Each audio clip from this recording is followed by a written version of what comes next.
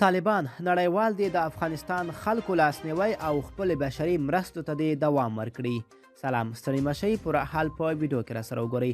طالبان وایي نړیوال دې د افغانستان د خلکو لاسنیوی وکړي او خپلو بشري مرستو ته دې دوام ورکړي. د طالبان د حکومت ویان ذبیح الله مجاهد په دې اړه ازادي راډیو ته وویل چې نړیوال دې له اړمنو افغانانو سره بشري مرستې د سیاسي مسایلو نه قرباني کوي.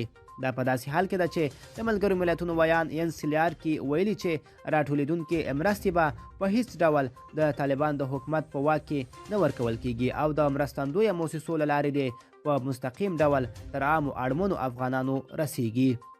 ټاکل شوی نن په سویس کې د ملګرو ملتونو د برتانیا، جرمني او قطر په همکارۍ د افغانستان لپاره بشري مرستو راټولولو په تړاو یوه آنلاین ناسته ترسره کړې. د طالبانو حکومت په دې اړه نننۍ ناستې ته خوشبیني ده.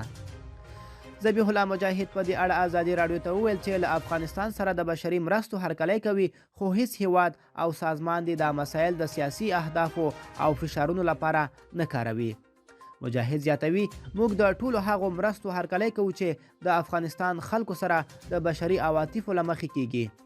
افغانان د نړۍ لاسنیوی ته اړتیا لري، خو که چیرې کوم بنسټ دا مرستې د سیاسي موخو، مداخلې وسیلې او فشار لپاره ټولوي، دا د افغانستان په زیان او د مرستندوی هیوادونو د روحیې خلاف ده.